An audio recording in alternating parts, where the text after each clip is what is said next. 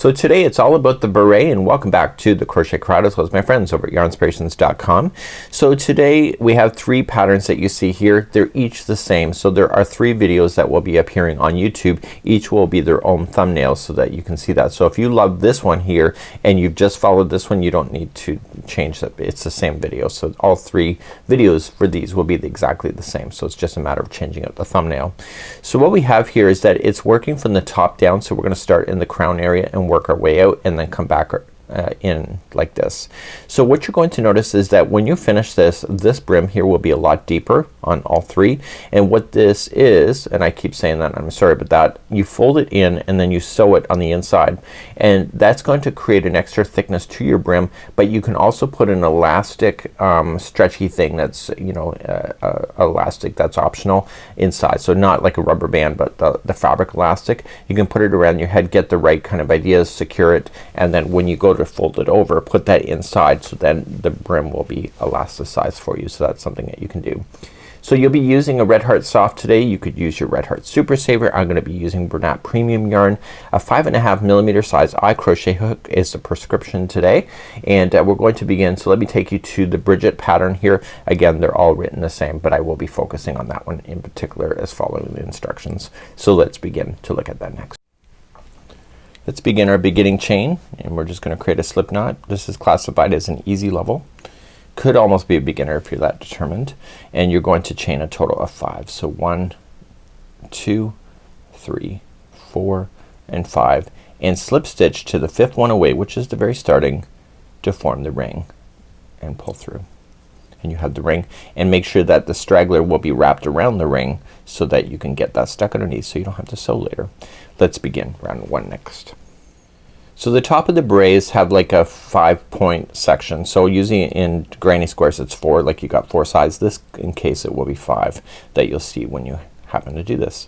So we're going to begin in chaining 3. So 1, 2, 3, and put 2 more double crochet into the ring. Go right up over top of that straggler, and then you don't have to sew that in later. So just go right up over that, and then you're going to chain 1 after that, and then do another 3 double crochets, and you're gonna do that so that you can see 5 groups of 3 double crochets that are separated with the chain 1 space. Okay, so that after you get that one done, chain 1 and then do another one, and I'll stay silent for the remaining of the round.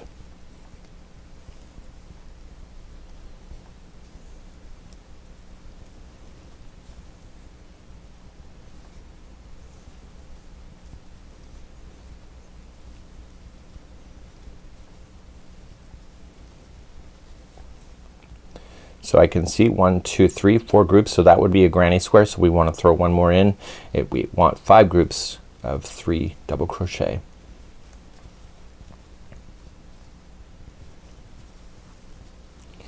Okay, and then when you finish, so 1, 2, 3, 4, 5 groups, chain 1 to finish, and then slip stitch to the top of the first chaining 3 that you started with. Now if you went over the straggler like you should have, then just cut that out now, get that out of your face, and we'll move on to round number 2 next. So round number 2, what we're going to do is that we're going to expand. So right now we have 5 groups of 3. We're now gonna have 10 groups of 3 once we're done round number 2. We're gonna be playing in these spaces that you see right here, and you're also going to play in the middle one of the grouping of 3, and that will give you your expansion. So as we start this one here, we're going to slip stitch to the next double crochet, which is the middle of the group, okay, of the same group that we're in, and then you're going to chain 3 and put in 2 more double crochet in that same one. Then you're going to chain 1 so it expands out, and then come in the space between the next group, and then put in 3 double crochet.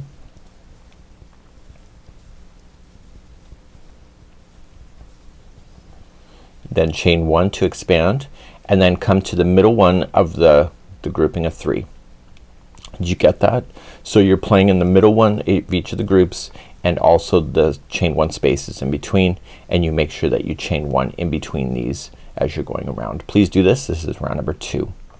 So I'm in the last space before where I started before. So remember, I started on the middle one of the grouping of 3, chain 1, and then just join to the top of the chain 3 to finish that off. And this was the end of round number 2. So it should still be laying flat for you, and let's begin and move on to round number 3. So we're gonna be doing expansions here, but now we have to just allow more space in between the corners. So you'll see corners kind of appearing as we're continuing along our story. So what we have to do is that we have to continue, and we are going to use the same space that we're currently just passing. So we want to use that space to begin. So we're going to chain 3,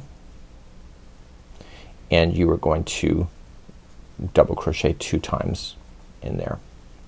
So this one will stand by itself, and then you're gonna chain 1, and then you're gonna come to the next space here, and you're gonna do something slightly different. So you are gonna put in 3 double crochet first,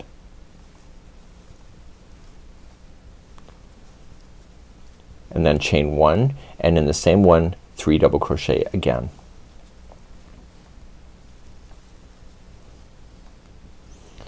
Okay, so let's just review on what we're doing. So we're gonna chain 1 after that. So the next one is gonna have 1 by itself, like you see this group.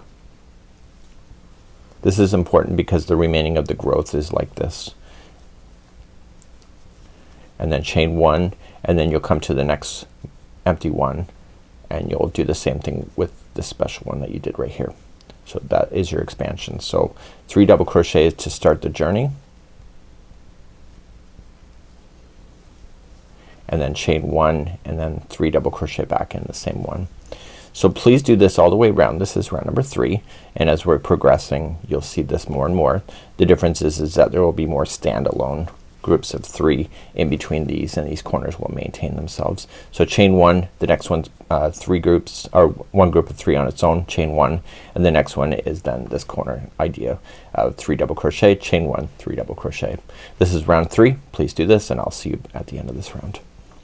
When you come up to the end of round number 3, the last space before where you started is that one that has 3 double crochet, chain 1, 3 double crochet in it. So because we had started with 1 solo, in this case the last one has to be that grouping that's special like that. Chain 1 and join to the top of the first chain 3, and it should still be laying flat for you.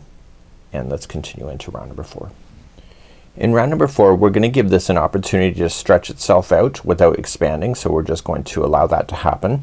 And right where we are right now we're gonna chain 3 and then slam in 2 double crochet into the same gapping space, and then chain 1, and then into the next space the same thing. So each one of these chain 1 spaces is going to have 3 double crochets in them, and that includes this one in between. So don't forget that, and that's all round 4 is. So we're giving this an opportunity to expand out without adding any more growth to it. Let's do that. So 3 double crochet, chain 1 in each of the spaces going around.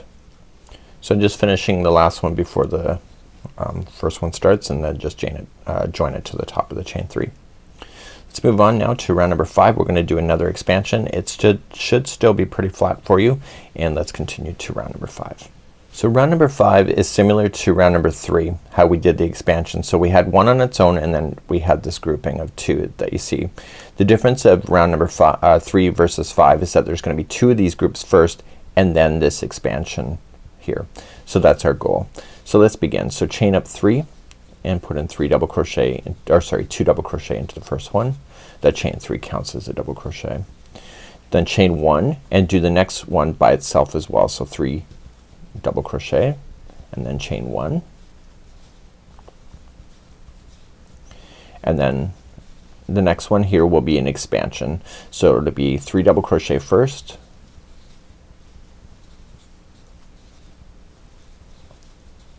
chain 1, and then 3 double crochet once again. And that's gonna be your expansion for round number 5.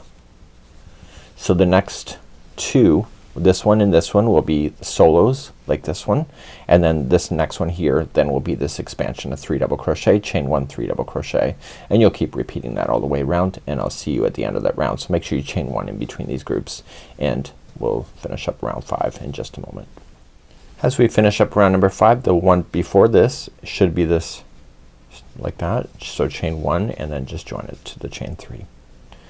So we're moving on to round number 6 next, and we're gonna do another expansion as we go to 6. So round number 6 is the final expansion round, and then we're going to then move on to something new. So we're gonna chain up 3, and in the same one 2 more double crochet. So this time there's going to be 3 groups of these solos by themselves. So chain 1 between them, and then slam in 3 double crochets into the next. So this is the second group of 3. Chain 1 and then go into the next one. That's the third group of 3, and these are on their own. And it helps you to know, see this expansion one here, that's where you're gonna expand, so if that's easy to tell. So chain 1, and in that same space, which is the next one in between here, is going to be an expansion. So it'll be 3 double crochet first, chain 1 and 3 double crochet again. So that's kind of easy to remember, just to look for that word that's already expanded before that you expand again. So chain 1. So let's review. So this one, and this one are all, the 3 of those will be solos. And then see this one here, that's the expansion, that'll expand again just like we did here. So I want you to do this all the way around. This is round number 6. So I'm coming all the way around on number 6, chain 1 and then just join it. So what I would like you to do, if you have your pattern, great. If you're not, you should have now a pentagon. So let me just zoom you out at this moment. So it looks like a pentagon at this moment, and now rounds 7, 8, 9, 10 and 11, there's 5 rounds, are each going to be round number 4. Now round number 4, you remember how we just slammed in just a grouping of 3 in between each space? That's all we're gonna do. So what this is gonna do is it's gonna expand it. You'll notice that it will round off even more, and it also will come and start forming into a bowl shape over the top of the head. So what I need you to do, rounds 7, 8, 9 and 10 and 11, this is what's next. 7, 8, 9, 10, 11, just chain up 1 and put in 2 double crochet into the same one.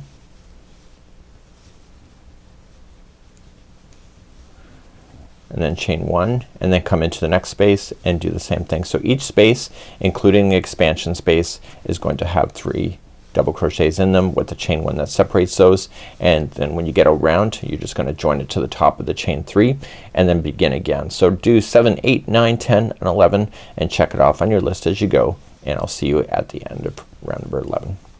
So now what we have here is like a bowl shape, and now we're going to reduce. The next 2 rounds, which is number 12 and 13, is going to be a reduction. They're both done differently, so it's not the same for each. And what we're going to do in round number 12 is chain up 1 or chain up 3, which counts as the first double crochet in the first stitch, and then moving into the next 2 there, just apply 1 double crochet in each. You're going to skip the next chain 1 space, and in the next 3 you'll double crochet. So you just have to double crochet in each of the double crochets going around, and just skip right over the top of those chain 1 spaces. Just ignore them, and what that will do is it'll pull it in tighter for you. So let's do that, and 1 double crochet in each double crochet around. This is round number 12. So once you come all the way back around, just join it to the top. And now we're going to do another reduction, but it will tighten up a little bit even after we do this current one that we're about to do. So this is round number 13 next. So round number 13, we're going to chain up 1 and we're going to single crochet in this one plus the next 6, so that it gives you a count of 7. So 1, 2, 3, 4, 5, 6 and 7.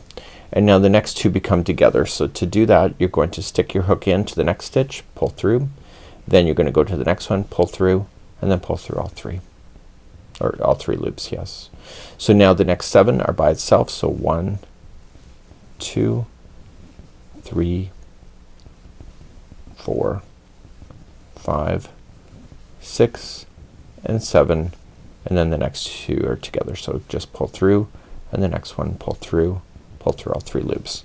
Please do this all the way around. This is round number 13. Okay, once you get all the way around, just single crochet any remaining that you may have, and then pull that together like that. So okay, so let's begin, and we're now going to do rounds number 14 through 21. They're all the same. So what this is going to do is going to create a large band like this, and then we're going to fold it over on the inside, and if you want, and then we're going to secure it with a tapestry needle. If you would like to put an elastic, you can wrap it around your head if you wish and then secure that elastic. It's a fabric elastic, and then you get that to the size that you want. Just secure it so that it's in a ring, and so when you go to fold that over, then you will have that sizing in there, and this will have the stretch to match that elastic. But further before we get there, let's do rounds number 14 to 21. 14 to 21 is just chaining up one, and you're gonna do one single crochet in each of the stitches going around. When you get back around, you're just going to slip stitch to the top or to the first single crochet, and then chain up one and build it again. So I would check it off on a list. I'll meet you at the end of the first round and make sure that you are identifying the stitches. So I'm not counting, I don't need to, and I will see you at the end of the first one here, which is the end of round number 14, and make sure that you're doing that right, and then I will do the all the way to 21 on my own, and then I'll meet you back at that point. So I'm coming all the way around, so I want to identify which one is the start. So right where I am right now, this here is the part of the beginning. So when you go to finish this, you're just gonna slip stitch. So don't confuse this piece here as being a stitch. And then when you do it, pull it nice and tight so that it does a nice tight seam. So then chain up one and do that again all the way around. So this is round number 15. So I will leave the rest of this for you. I'll see you at the end of number 21, and I'll be there in just a moment. In the next part of this tutorial, I'm gonna show you what I'm doing right now, but remember that before you do this, that elastic, that if you would like to do it, has to be slid in before you do this, so that this will be underneath. So you're going to place that fabric elastic in there, so just shape it to your head and just secure it, and then just put it on the inside of this rim so that it's gonna be trapping underneath this particular section. So I'll show you what I'm doing next. Sorry, I just realized I forgot to show you that. I've now just come to the end of number 21. So when I go to secure this strand off, I want a really long strand. I'm going to be doing whip stitching to secure this into the brim. So I'm going to just trim it from this point and then just pull the loop through in all of that huge idea. So I did, this is actually my second time doing this, by the way, not video wise, but I did a test sample to make sure I understood the pattern. So what I found with myself is that I didn't leave myself a long enough strand. I also found with myself, so we're going to turn this in, so the brim, so I'm looking at the outside of this, so the right side, and I'm going to turn the brim, but I want to be able to get it. So when I started sewing this before, I found with my brim I was starting to get really sloppy with it, in the sense that the fold wasn't equal, so I had to end up pulling out. So what I want to do is just with some spare yarn, just go on this round here. So this one here is the reduction round. I want to go this round here, which is round number 14, and I'm going to pull through a spare piece of yarn and then back out the other side on the next stitch. And I want to do that probably about 5 times going around. So I'm gonna leave this on the inside, and when I go to do the fold, I'm going to fold it so that I'm gonna tie that.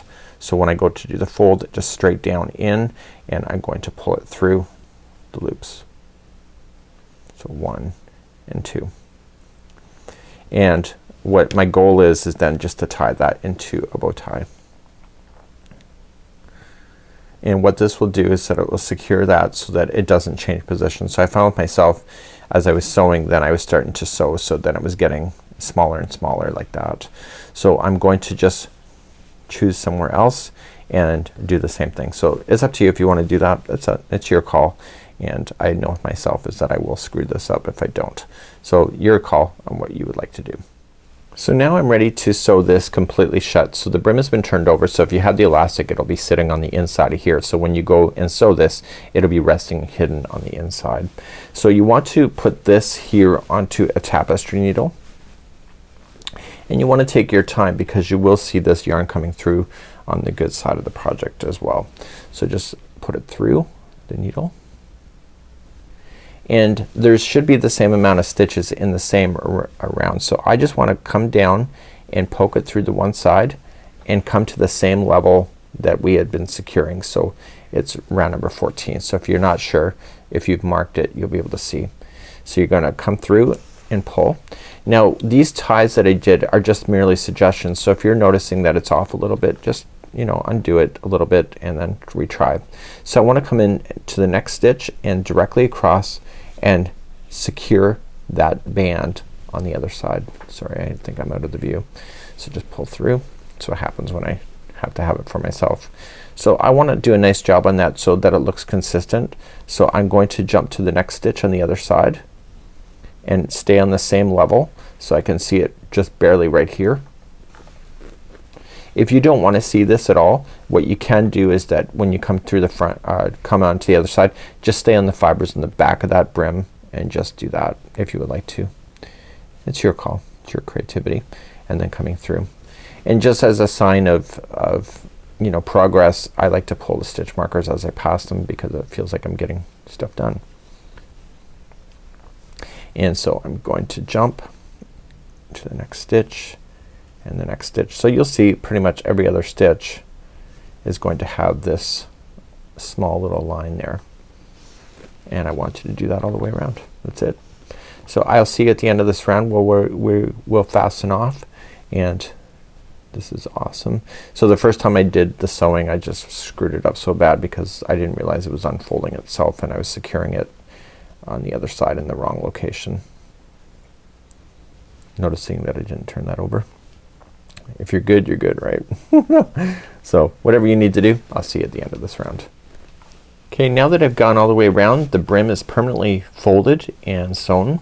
So I'm just going to secure this strand on the inside, making sure that it doesn't want to fall out. So I'm creating a knot first.